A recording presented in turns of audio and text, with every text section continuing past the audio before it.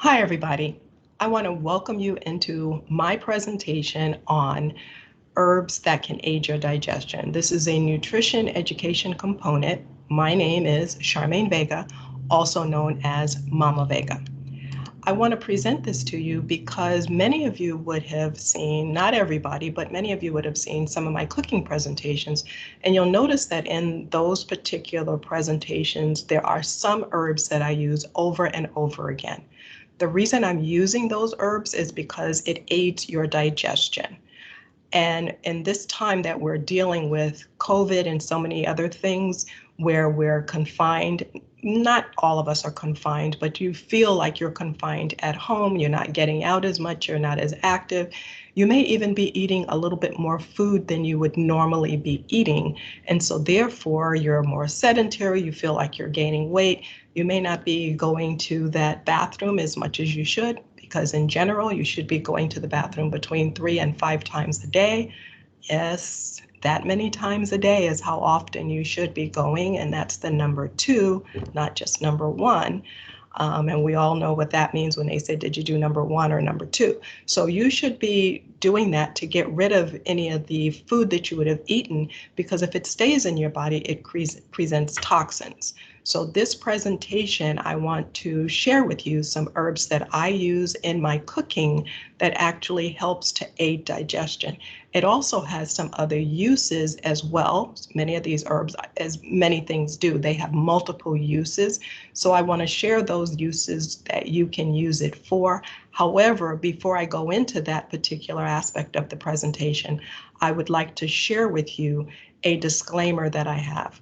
And the reason I do that is because from a health standpoint, we want to make sure that I'm giving you the best information that I can. So here is my disclaimer. The information contained in this presentation is meant to get you started, just started, connecting the dots so you can do more research on your own. Dig a little deeper and find what works for you. That's what's very important, because everybody's body is different. Just because I'm giving you these particular things, that does not mean it's going to work for you. It could be something that works for someone else, but may not work for you because of any number of factors that's going on with your physiology, okay? All information, content, and material of this presentation is for informational purposes only and are not intended to serve as a substitute for consultation, diagnosis, and/or medical treatment of your qualified physician or healthcare provider. The information contained in this presentation is compiled from a variety of sources and is not considered complete. And I say that because there are so many other things that can be added. There's so many things you can add to your food, many other herbs, not just these. This is not a complete listing. Therefore, it is not meant to be a scientific analysis in any way, shape, or form. Information is subject to change without notice. And we all know that because we see with COVID and all the other things, how it's what they call liquid, fluid. It's constantly moving here, there. One day they say something, the next day they say something different, next week something even more different from that, and it becomes confusing. So that's why I'm saying whatever I'm presenting here is what I know of today. There are some of these herbs that I'm presenting to you that go back centuries. So they are still constant in what they can do, but not everything is going to be constant. Okay, so I want to make sure that I'm very clear with that. Okay, so I've given you the disclaimer. Now what I want to do is I want to be able to show you some of the herbs and stuff that would be used, and I'm going to show you some of those pictures if I can get to that and be able to share that screen with you. So if I can share that screen, then I will share that with you and have you to see what that one looks like. And I have to go over here and be able to find where that is on my share screen. If I can get it, and it looks like here it is right here. So I'm going to present some of the pictures to you so you can see what these pictures actually look like of some of the ones I'm going to share here. And these are the ones you're going to be able to see here.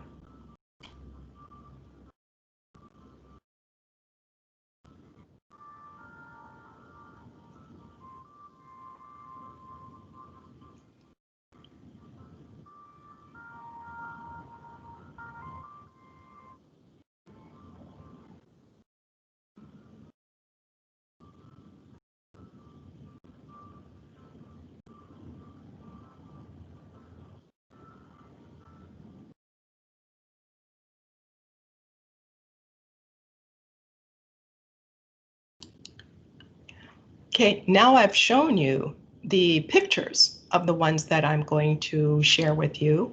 I'm going to show you and give you some information on how they aid your digestion, how you can use them in cooking, and where they originated from, because you might be surprised on some of the ones that I have here of where they actually originated. And that's important sometimes for us to know where they originated, because sometimes that tells us how to actually use them. So I'm going to go back to my other slide that I had, and I'm going to go up to the beginning. And here, the first one I'm going to do is, I bet you didn't know this is what cumin looks like. When you see cumin in the stores, it's usually brown. This color right here, you'll see that it's brown. Okay, but there's an older or another variety of it, which is called the blessed seed or the black seed. It's black cumin, which is native to the Middle East, which stretches all the way to India. So you will see in a lot of the Indian restaurants, a lot of the Indian grocery stores, you will find what they call the black seed or black cumin. And the reason that it's goes so far back, it's actually mentioned in the Bible in the Old Testament. It was also found in Tutankhamun's tomb in Egypt. And what's very important about that is that when they bury things with someone who's in a tomb, they bury them with things that's going to help them in the afterlife. And this particular seed is one of those that has so many benefits that they say it can cure anything and everything with the exception of death. That's the only thing it can't cure, but that's how important this particular one is. And that's whether it's the black seed happens to be more potent, and you can also get black seed oil. You can get it in an oil form. But this, when it's in this seed form over here, this is what it looks like. These would be the stamens or the stamens that you see when it blossoms, and you get the seed out of these little pods up here. That's where they come from. And this is what the flower looks like, which is a very beautiful flower. However, look at some of the things that it's good for. It's good for asthma, bronchitis, inflammation. It increases mother's milk. It promotes digestion, which is the one that we're looking at. It also kills parasites. If some person in some other, especially in the Middle East or in India, they use it a lot for parasites, and you take it. And this particular black seed up here, you can get it, and it has almost like a peppery flavoring to it, which is a little bit different from the brown one over here. The peppery flavoring, you can take it and grind it up, or you can turn it into an oil. It helps with skin conditions, upper respiratory colds, and you would see that it's, the colds, and that's why I'm presenting it now, because we're getting ready to get into the flu and cold season. We have stomach ache, hair loss. A lot of us, as we start getting older, we start looking at that. Insect stings, diabetes, and a colon cleanse. So that's just some of the things that it could be good for. And I use it, when I do it, I grind it up sometimes, and I use it as a pepper. So even though I may be using a black pepper, and black pepper can be used as well, but it's not quite the black seed, and it doesn't have the things in it, the same thing. The black pepper does not have the same things in it that the black seed does, or the black seed oil, but the flavoring is very similar, so you can use it as a substitute. So that is something you can substitute, but for healing purposes, they're completely different. Okay, so that's one thing. And many of you are familiar with this one, which is sea salt. And this specifically is the Celtic sea salt, or some people say Celtic, some people say Celtic. What's very interesting about this is it comes in different colors. And based on the color, that's telling you some of the minerals that it may have. In general, both the Celtic sea salt and the Himalayan salt, they have between 82 and 84 minerals that your body is normally used to. And that's where you will see it right over here. It has the trace minerals that your body needs. So these salts are very good, and it doesn't necessarily increase your high blood pressure or anything like regular table salt does. Regular table salt is different. And this is where I talk about table salt, the one that you just buy right off the shelf. This is why the Celtic sea salt is different. One, it's from France, and it's processed differently because it'll come in like over here. You see the tide will come in and then it deposits the water, but when it goes back out, it leaves the salt. Then what happens is the wind and the sun will come and it'll bake it and it dries it out. So it's done naturally. It's dried in the sun and the wind naturally. However, the table salt that you normally get in the stores, when you just pick it up and you buy it and you think, oh, okay, I'm adding some salt. The problem with that is that it's been stripped of the nutrients. Okay, it's been iodized, it's been bleached, and it's been diluted with, and it's been added, all these other agents have been added to it. Whereas the Celtic sea salt is, it still retains some of its moisture, so it doesn't have any ingredients in it that would prevent caking. So it may cake a little bit on you, and you just kind of like hit the sides of it and shake it and it'll shake loose on you. But it's better for you because once again, it has 82 to 84 of the trace minerals that's needed. And the other thing is because it's so potent and so strong, you only need a dash of it. So if you see my cooking videos, you'll notice that I just use a pinch here and there and I just kind of sprinkle it on top. And I won't say, oh, use a half teaspoon or a half a tablespoon or an eighth of a teaspoon or anything. I'll say use a pinch. I'll say just use a pinch and sprinkle it on. And that's the reason, because it's very potent. What's interesting about the black Celtic sea salt is that it is higher in sulfur. So if you happen to be plant-based, a vegan, or a vegetarian, what's interesting about this is if you sprinkle this on things that would normally have eggs in it, it gives it the egg taste without adding egg to it because of the high sulfur content. So it'll make it taste like you've added eggs, which is good if you want something like a potato salad and you feel like you want to have that additional flavoring in it, that other flavor, you can use that for that particular purpose. But the best thing about the Celtic sea salt is that it has these trace minerals. So it's putting the minerals back in your body. And that's what I have over here. I'm showing you over here where it's high in mineral content and its ability to hold water. It lowers blood pressure instead of raising it. It contains electrolytes. How do you like that? The other thing that contains a lot of electrolytes that are very good for you is coconut water, not coconut milk, not coconut cream, but the coconut water, the clear one. And you can get electrolytes from that. This particular one here, the salt itself is, it has calcium and potassium. And I've already told you, all you need is just a pinch. And if you take a pinch of this, you put it in water and you drink it, you're now going to get some electrolytes. How do you like that? So you don't have to go and get some of these other things that they have on the market. If you buy the salt, look at all the things you're getting just by using this salt, which means it's eliminated. You've eliminated now having to buy a whole bunch of other ingredients just by getting this particular salt, and you're only using a pinch at a time, okay?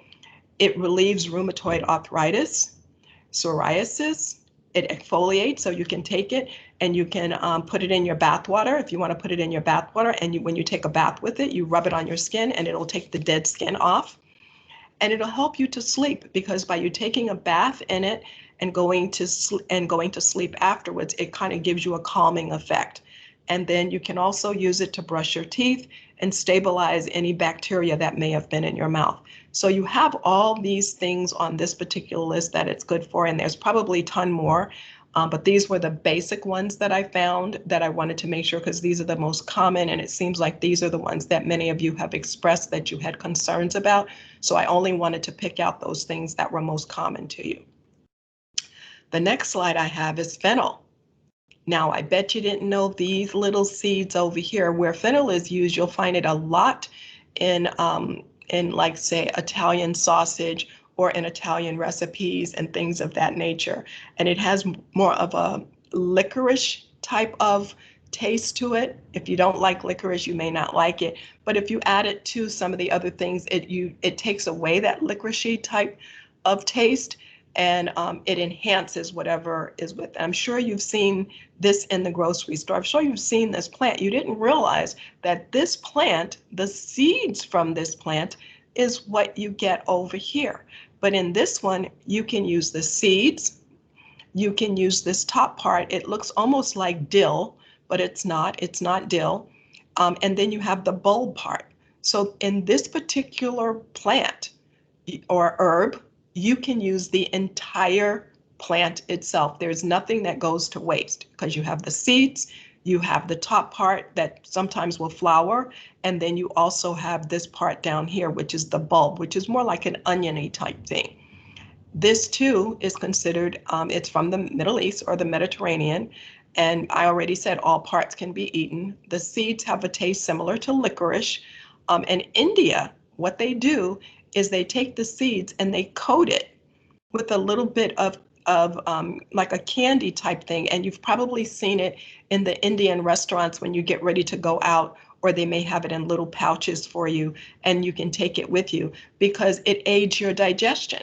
So this particular little thing right here can aid your digestion. So if you add it to your food, and like I said, that's one of the things you'll see me add sometimes in some of my recipes is fennel. And the reason I'm adding it is to help aid digestion, especially for those recipes where I may be adding meat or something of that nature, because I want to make sure that the meat is digested well, you're chewing it well, you're getting it down, and this is going to help you digest that food. But look at this, here's these little things that you can eat. And so now you know when you go to some restaurants and you see that they have this little candy dish, so to speak.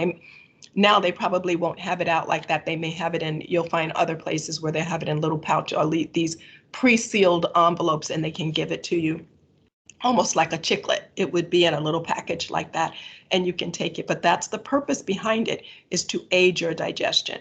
And that's what I have over here. Aids in digestion, bloating, constipation, colic, intestinal gas, flatulence, and that's a word for you. Flatulence just means gas. When you have the gas and it releases, and sometimes it'll have a smell, especially if you've eaten a lot of meat and it's like been sitting and fermenting, or something has fermented in your stomach. That's when you'll have that flatulent type gas smell. Okay, it reduces obesity because it helps to suppress the appetite, and it creates a feeling of fullness. It creates fullness feeling, right? So it's like really good for that. You also have where it can help anemia, diarrhea. It lowers the LDL. Okay, so it's going to lower that. It protects against cancer, regulates blood pressure, stimulates brain function, boosts your immune system. Well, it's aiding digestion to get rid of the food, but it's also helping to boost your immune system, which is now going to help you against viruses, bacteria, colds, all those kind of things. And again, we're getting ready to get into the cold and flu season, so you want to make sure that you're doing something along those lines to boost your immune system.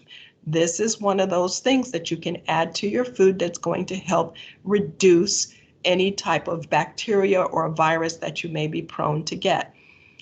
It acts like a mild, laxative to digest the food. Remember, up here we talk about it aids in digestion. So it's going to help push that food through your system, going all the way through so that you can get it out of your system. You will absorb what you need to absorb and get rid of what you don't need. And by eating it after a meal, it's going to also help with bad breath and help the digestion and all those things. So this is one of those things that now you see how beneficial these little seeds can be.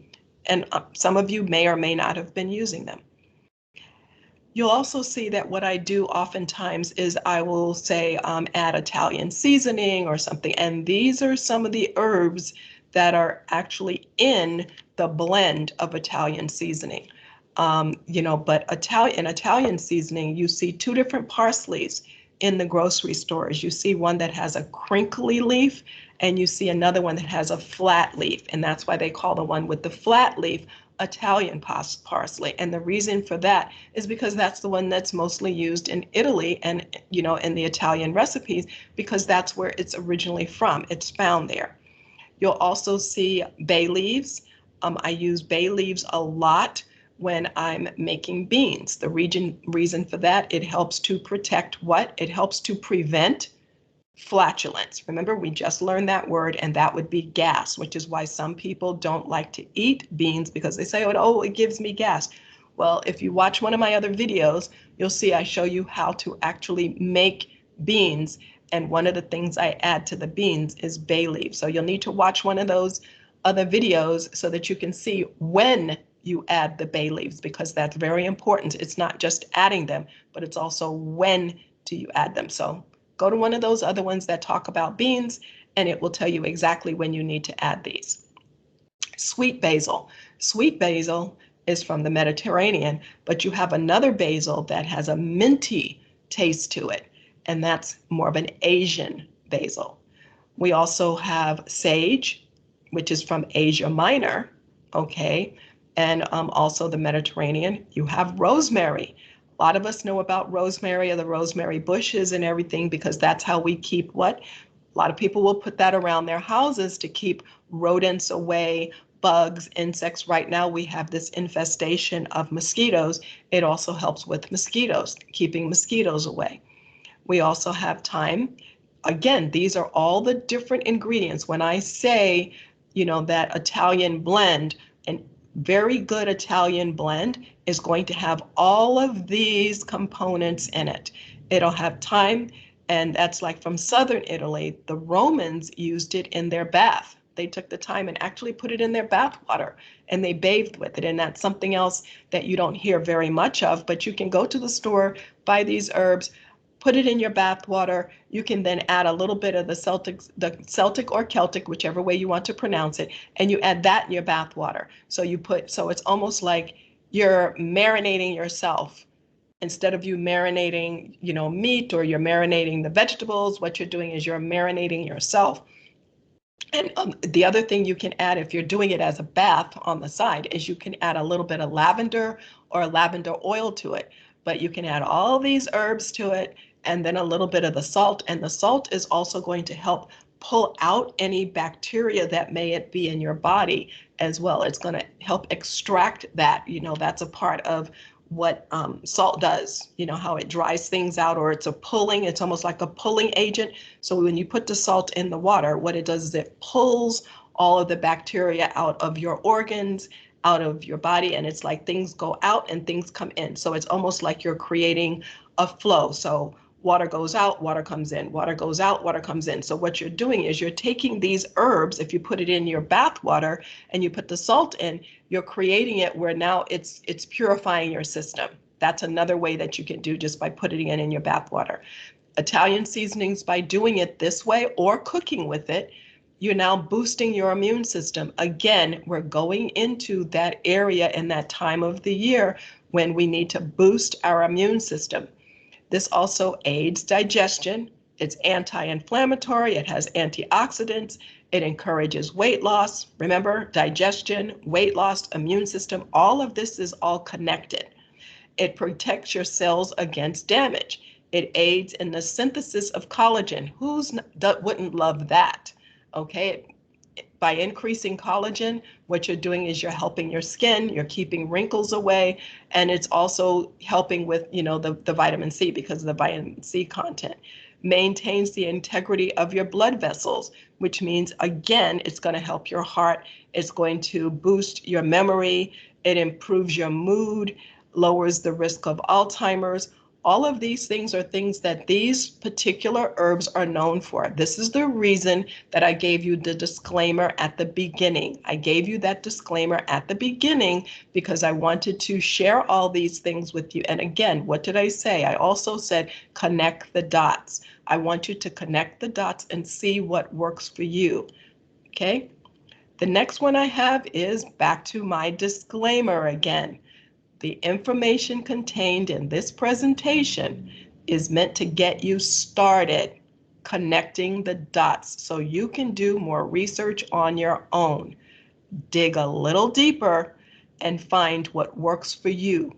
All information, content, and material of this presentation is for informational purposes only and are not intended to serve as a substitute for the consultation, diagnosis, and/or medical treatment of your qualified physician or your healthcare provider. The information contained in this presentation is compiled from a variety of sources and is not considered complete.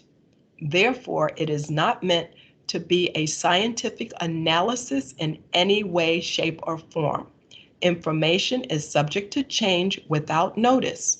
If you have a medical emergency, call your doctor or 911 immediately.